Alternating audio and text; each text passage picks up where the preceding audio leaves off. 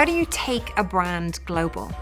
So, if you are part of a company who believes in brand and you want to do that at a global scale, it's my belief that you have to care for that and you have to nurture that. Once you scale, you have the ability to, or the requirement, the obligation, if you will, to create nuance in different markets. You could see how every part of the world, no matter where we're at, that one idea that was a global central idea came to life in different ways depending on where you're at. So the only way to do that is with planning. Planning is critical to any execution and operation. The experience you have with a brand is the brand.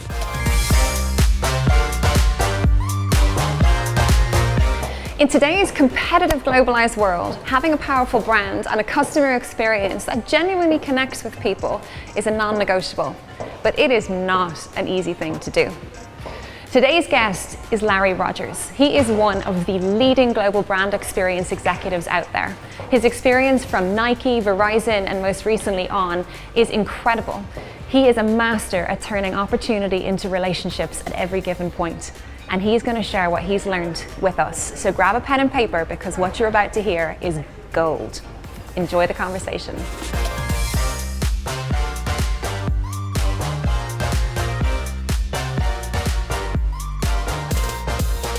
I've been looking forward to this conversation all week, and it's hard to know where to start because there is so much ground to cover. But let's start with customer experience as you define it. Like, what does it actually mean to you? How would you describe customer experience?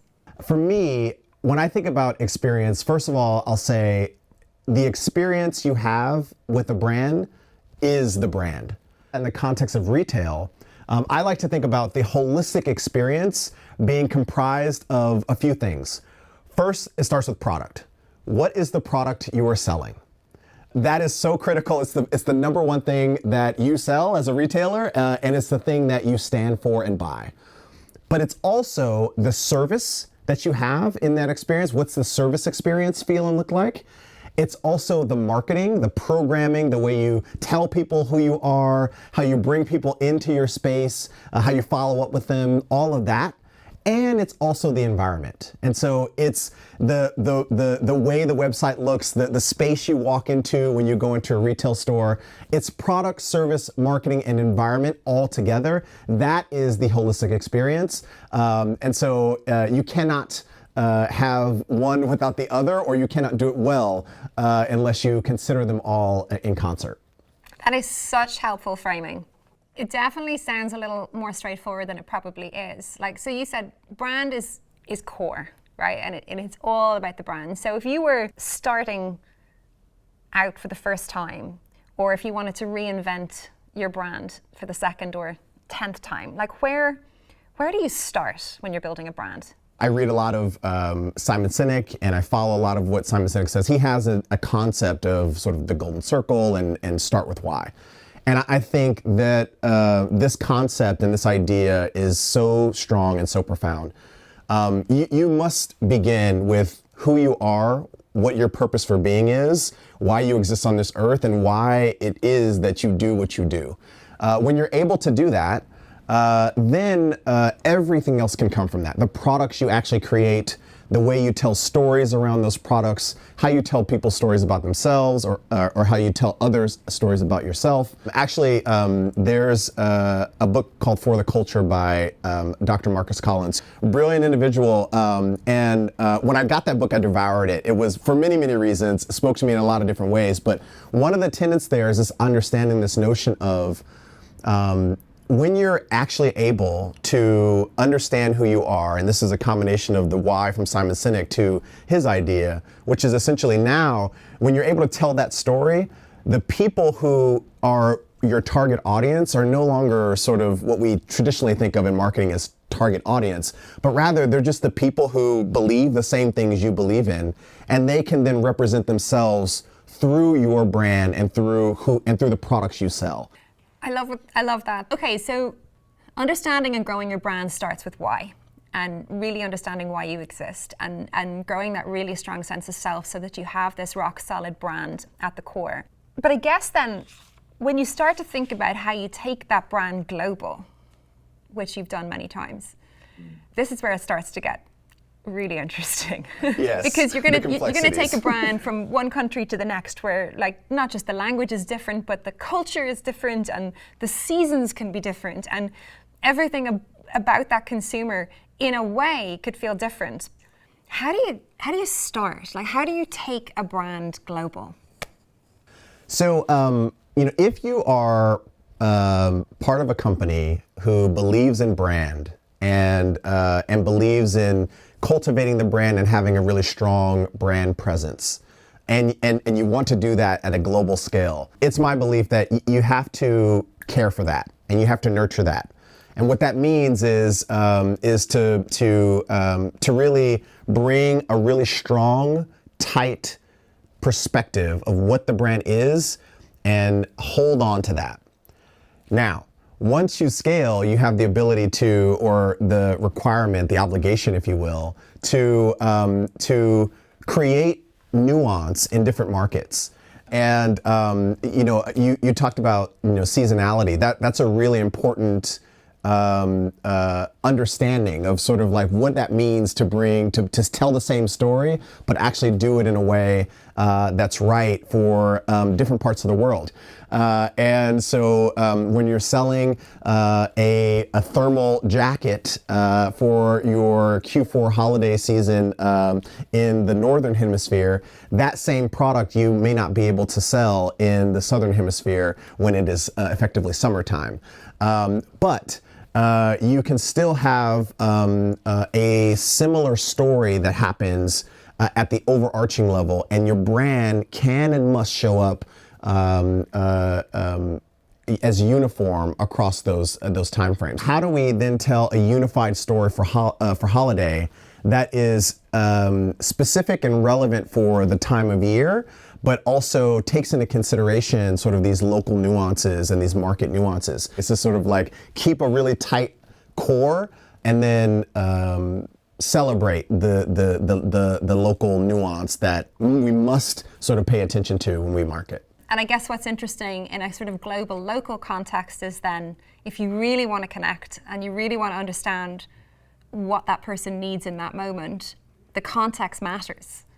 How important is localization for customer experience? It's incredibly important. I think the thing that you have to understand is not only is it important from a consumer perspective, but it's important how you organize yourself in order to deliver that value to consumers. And so the sort of consumer expectation and culture in China around how you use social and social commerce is completely different than what it is in the United States. And so those cultural differences create real and important nuance and difference in the way that you have to operate and the way you deliver your value to consumers. And so many companies take 80-20 rules or 70-30 rules in terms of when they think about creating a global structure that can then be localized within their key markets. Localization is incredibly important because there are quite real differences. The example I think about here is when I was at Verizon, we had a moment where we created essentially, we had a partnership with Niantic, who is sort of has Pokemon as a property, and we had a moment where we had this big program around Pokemon and around this phenomena that people who are into the space do, where they would go around the world and use their mobile phones to actually like catch Pokemon in the wild. And you could actually go to a Pokemon gym in these sort of virtual places as well. And we actually created created Pokemon stops or gyms. We turn our stores into those moments. And so that was a way to drive traffic, and we had a big program around it. And so it was really fun, and it was really awesome for that particular community. And that we could do across the entire United States. It was a moment that regionally made sense, and you could do it at that broader, bigger scale. That value exchange for a person who's into Pokemon and catching Pokemon, that made sense in that context. But then also the more personal or local example that I'll give you is with Nike. We did this a ton with membership in general, with the sneakers app. We were doing a lot of listening to our channels, social channels, and all of our other sort of ways that consumers were interacting with us. And we had a really, really smart group of analysts who were able to take the right amount of people, give us groups and segments of people who cared about a certain thing. And we created these really small, really personal moments with them where literally we were sending people to Madison Square Garden for Knicks basketball games and putting them courtside and then introducing them to their favorite player, like that person's favorite player, and then giving them a pair of their signature shoe. And so like that is a very, very local, very personalized moment, required a different operating model, but delivered an immense amount of value for that particular individual. And that story and that content can then be shared more broadly to reach and hit scale. I love that. Because on the face of it, what you're talking about, isn't the most efficient use of budget in the world and might not seem to be the most efficient thing to do. And might, to smaller brands listening to this, go, well, that's just a privilege to be able to do little things. But it's a moment of magic, right? And I think what's interesting in what you're saying is, you can invest in those small, local, or kind of tailored experience based on the country or the market or the audience even. But then you're kind of thinking about that, how do you scale it question through a different lens? Yeah. Create the small experience, but then scale how you share that experience, which I think is a really nice way to look at it. That's right. These experiences are ways that you can tie your purpose, who you are, why you matter, to an actual piece of value that you're giving to a member or customer through these services and experiences that you have through your membership or loyalty program, and then receive returns on that in the way you share that story that reinforces who you are as a brand, and then reinforces the value that you give and that you exchange to people who care about what you have to talk about. And so that becomes a nice little flywheel that you can start to play with if you're a small, medium, or large brand in this case. So when you're talking about sort of holding on to what's really core to the brand and that consistency that's needed to sort of build that identity and establish that brand, does that depend on where you're at in the journey? Like if you're growing really quickly, how do you think about it? Absolutely. I mean, I think at On, for example, On is a company that is experiencing hyper growth. And so the ability to hold on to the magic that you have as a brand becomes it's a more difficult task to do that the faster you grow. We do a lot of work to make sure that we're holding really tight to the brand principles and the core of what the brand is. We launched a flagship door in Chengdu out in Greater China. And the Greater China market, there are a couple of really key cities there, Shanghai, Beijing, Guangzhou, and Chengdu out in the west. Chengdu is a more younger city and is, I think, a very important city for brands like On that want to sort of connect with the younger audience and also have an aspiration to sort of be connected to current and forming trends. We launched a flagship store there, and we had the notion of, okay, we want to this store to actually feel completely different than any other store within Greater China. And so while we were building sort of the brand guidelines and the design language and the messaging around what this store will be, at the same time, we were sort of building literally and driving to execution the store. What's the marketing program? What story are we going to tell in the door and where when it opens? And what does the first 100 days look like? All of those things were considered, and there was a very close relationship and working relationship between the local teams all the way up to the CMO to deliver this experience in this door. That's an example of what we've been doing it On, but lots of hard work, lots of hard conversations, but in the end, when you sort of see it come to life, that's where you get the excitement and the joy. It's amazing.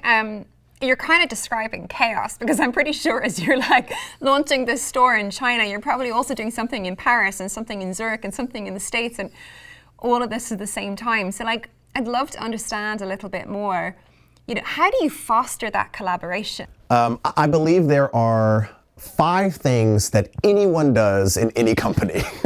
and if you can understand these 5 things and understand what your role is in doing one of these 5 things, then I think, and by the way, communicate that in a way to the organization so that the organization understands that and we can all agree, then I think sort of roles and responsibilities, ways of working become much more clear. Those 5 things are you steer, you plan, you create, you produce, or you operate.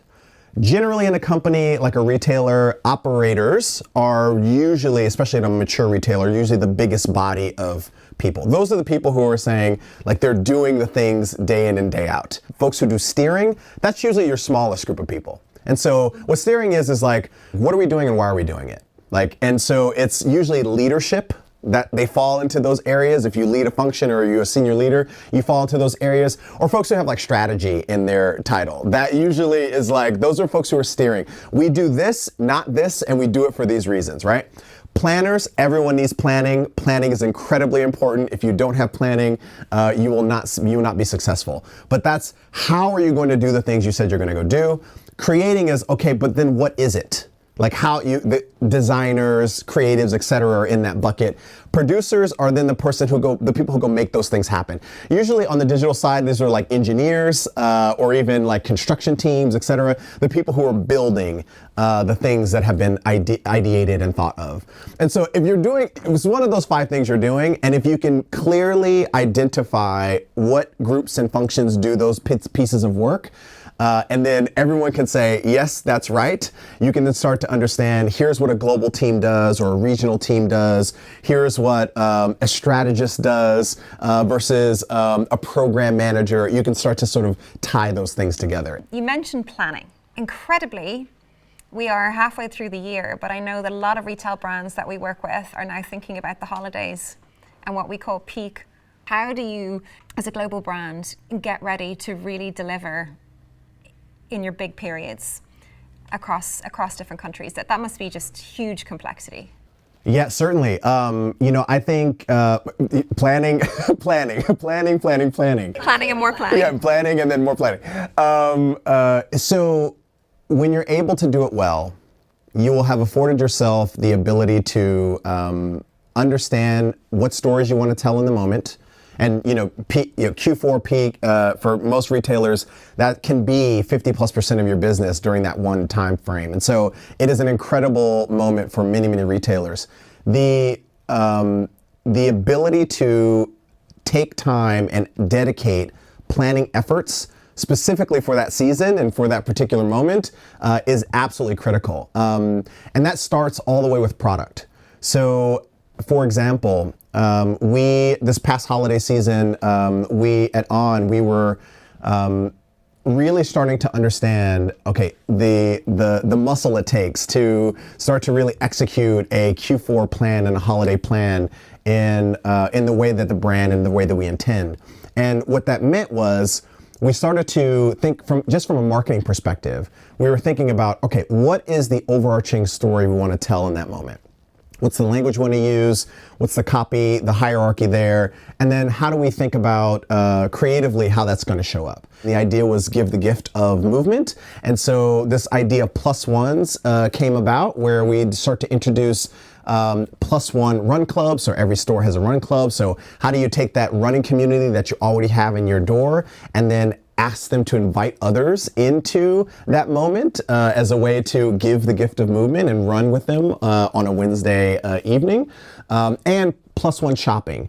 And so, and +1 shopping I want to talk about in terms of planning because this touches on both the idea of planning and the idea of delivering sort of local moments that are right, still having and holding on to one central idea. So when we talked about +1 shopping, the great sort of thing that happened from that was, as a global team, we had this framework. Give the gift of movement, +1 running, +1 shopping. Here's the design around it. Here's the idea around it. We want you to go execute against that. And as an example for +1 shopping, what was able to happen because we gave ourselves enough time to plan for this was we then had the ability for a shopping moment to happen off hours in some of our major cities around the world. But that shopping moment the execution of that was different depending on where you were at in the world. So for example, if you were in the London Regent Street space, if you've ever been to that store on a Saturday, it is hectic. There's a lot of people there. One sales representative is handling multiple people at the same time and customers at the same time. It's a very intense shopping experience. And so the way that that particular plus one shopping moment came about was, hey, they saw an opportunity to say, let's make this a really sort of more curated one-to-one shopping experience so that it's a little bit more quiet and create a little bit more of a calm and relaxing shopping environment than one would normally have in the Regent Street store. Different from the way that showed up in Milan. In Milan, the consumer there is a bit more fashion forward and has different expectations in terms of how a premium brand wants to show up. And so that plus one shopping moment felt a little bit more like, here's some champagne, and it felt a little bit more posh in different ways, and felt almost like you were at an after party for Paris Fashion Week. It felt a very different sort of vibe and energy, and you could see how every part of the world, no matter where we're at, that one idea that was a global central idea came to life in different ways depending on where you're at. So the only way to do that is with planning.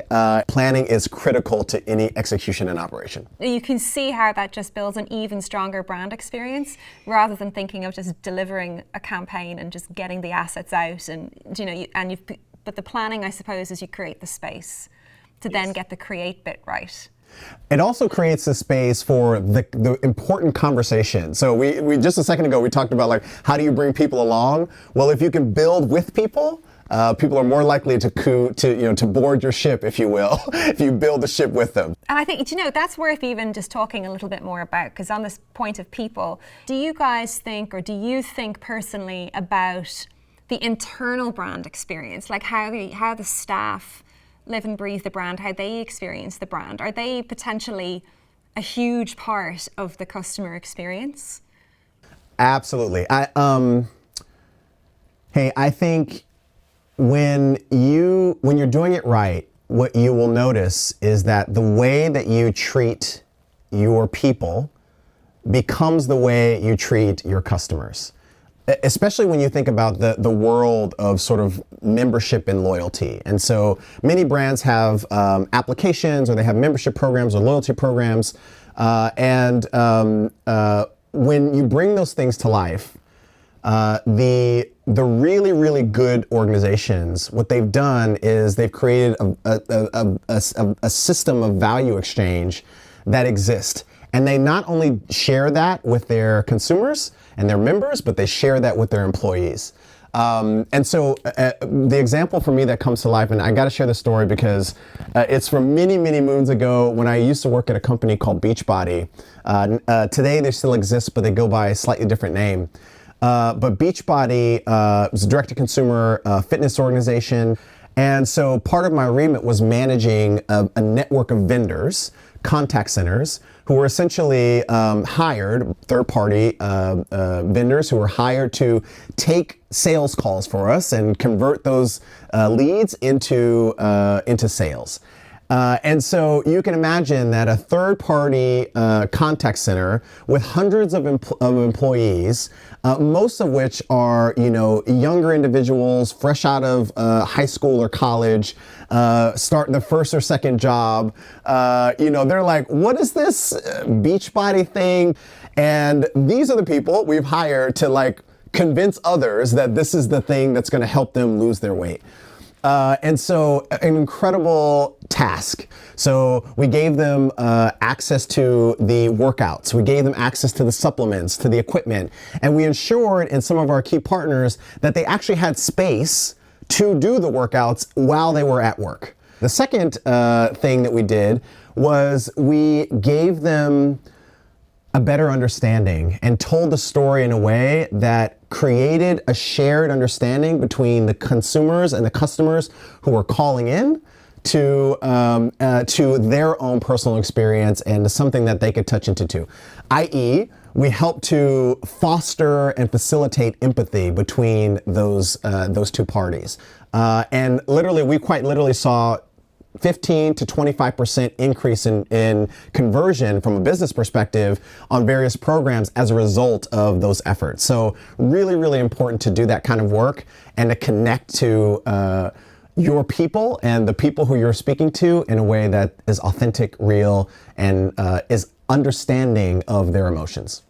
I have this notion, this thought, I call it the value chain, but essentially the idea is incredibly simple. And what it means and what it is essentially the path to value is emotion. I believe deeply. I believe the way you get to value is through emotion, and the way you understand emotion is through empathy. And that, quite simply, is the value chain. I really buy into that. And I think the word you just said, authentic, that's what it's all about, right? That leads me on to partnerships. Do you think partnerships follow the same sort of global, local rules? Oh, absolutely. The way that you must think about your brand and the story you want to tell through your loyalty program and the value that you give to your customers and members through that is the same rigor has to go into thinking about the partnerships you bring in. And that's all the way from the partners you bring in to create and deliver value with your loyalty programs, all the way to the partners that you bring in to represent your brand. And so at On, as an example, On has a very tight and very specific idea of itself. And the way that the brand lives is a premium sportswear brand, but On is also a brand that does things differently. And so you can see that through partnerships with Zendaya, with FKA Twigs from a training perspective, with Loewe. I mean, all of these are examples of sort of ways to connect with other brands who share similar stories that you do and who can help amplify your story in a way that's interesting.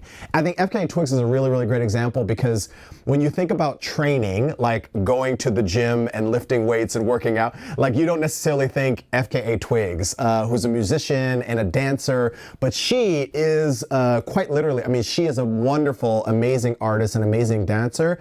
And the way that she talks about movement is quite beautiful, artistic, and creative. And On believes itself a company who is inspiring others through movement. When you're trying to build a global brand and you have multiple teams around the world, what are the go-to tools that your teams use centrally or locally or regionally to make sure that you're acting on the right insights, that you're getting things right? Like, what are the core tools?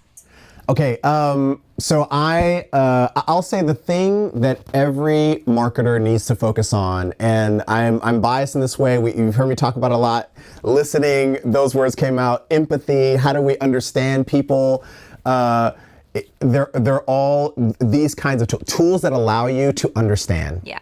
So if we're doing our job correctly, what we're doing is we're understanding who our consumer is, and we're understanding their needs, and we're understanding their pain points, and we're doing that in a way that allows us to react to them, to feed that back into our systems, and to create moments that create joy and happiness for them, and to make those things as easy and smooth as possible, and to first and foremost just make sure the thing we're offering or the thing we're doing with them works. And so if we're able to do those things, we're doing the right thing. But we have to listen in order to accomplish that. So any and all listening tools, whether that be tools, people, and systems. So your analytics teams, your platforms that allow you to do social listening. There are many really great ones out there that we've used in the past and that exist in the world today. Whether they be your natural language processing, so you can take sort of unstructured data and then make sense of them in ways that that sort of humans just can't do with any efficient way. All of those types of tools and technologies that allow you to to really understand what the consumer wants and needs are really important. So those are the types of tools that I would always 100% recommend to invest in, listening tools. Okay, which is, and I guess in our world we talk a lot about data and insight and first-party data. Like, we're in a moment now where you have such an ability as a brand to integrate your data, to understand, to mine these insights. You kind of have no excuse. Like, the intelligence is there. You don't. And so making sure you understand it is key. So if we're going to talk about tools, Larry, we have to talk about two little letters that are changing the world. How do you think AI is transforming customer experience? We have to talk about AI for sure. AI is and will continue to change the landscape. Personalization, and I think hyper personalization. Everything from the ability to predict, but also the ability to create new information, new content. And so, especially with generative AI, that is allowing us to do creation in a way and at a scale that we could never do before. And so content creation can happen much more rapidly. So the message that you, Sarah, get when you open the app or go on a website can be different than the message I get. And even the message that you get, or the information, the greeting maybe that you get when you walk into a store, or even the message you may get when you go into a fitting room in a store could be different than the message and the copy and the creative and the imagery that I see when I walk into a fitting room in a store. And so that space of creation within the AI context, that is really exciting and starting to change the way we think about building stores, building websites, and the information, and really just building teams to help deliver this sort of new way of working. I think that's an amazing vision, and I kind of think of the smaller brands, like, it's so compelling when you think about it, when you talk about how much they can create and hyper-personalize and thinking about small brands going global. Like, it feels possible now. The brands who actually get up and go and decide to use AI to actually create the local flavor easily and more easily than they've ever been able to do before, I think that just totally changes the game, and that's really fun. It certainly does. It makes a lot of what large brands do at scale more accessible for smaller brands. So absolutely. Having spent so much of your career in customer experience and brand experience, as a discipline or an art, where do you think we're going next? Like, what do you think is the most exciting thing to come in a customer brand experience space? Oh, that's a great question.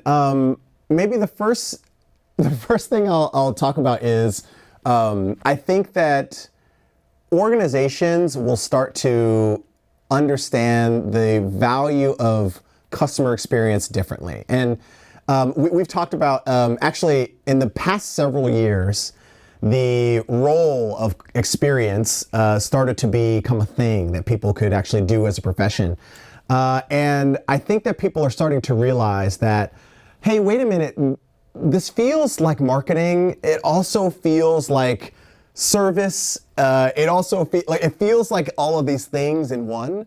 And in the same way that as retailers are starting to understand that sort of the consumer has one interaction with the brand, and they may talk to you through a website, or they may call your contact center, or they may go into retail, and this notion of omni-channel became a thing, and folks start to understand, wait a minute, we need people to start to look at all of these things across one.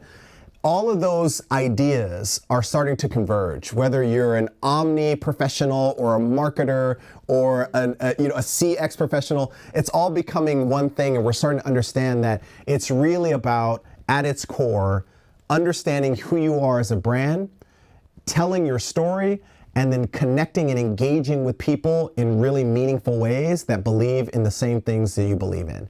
And so this world of customer experience merges with marketing, it merges with omni. It is all the same thing. And so I think as a practitioner, you'll start to see those jobs feel the same, and those titles start to converge a bit. I think as a consumer, we benefit from that, because we start to see brands think about themselves more holistically and start to appreciate every single touch point and interaction as a moment that matters. to us as consumers who interact and engage with those brands, but also to the business as it means important value coming back to the business, and it means the ability to keep and retain loyal customers. I love that.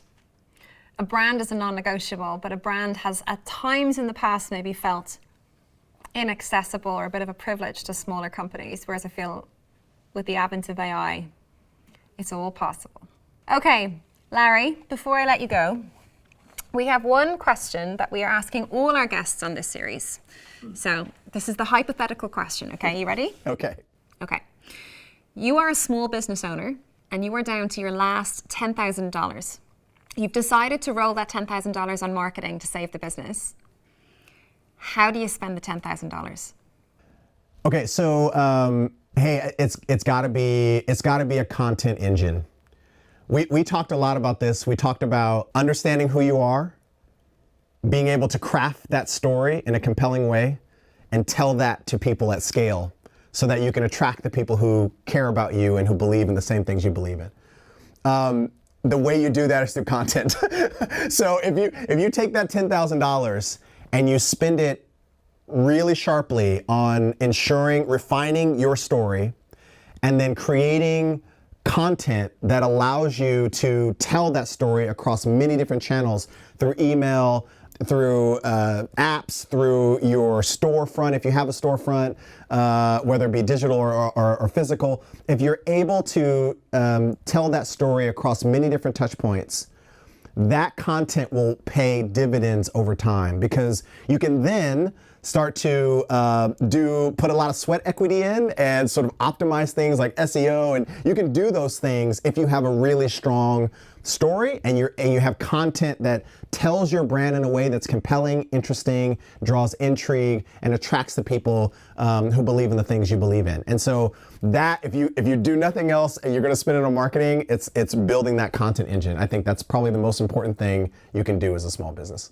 I'm excited about the challenge of spending the 10 grand on content. Brilliant answer. Larry, it has been an absolute pleasure. I could honestly talk to you for hours. I love your passion. I love your vision. I love how simply you frame everything. This has just been marketing gold for all of our listeners. So thank you so much, and you take care. Sarah, I appreciate you. Thank you so much for the time. Ciao.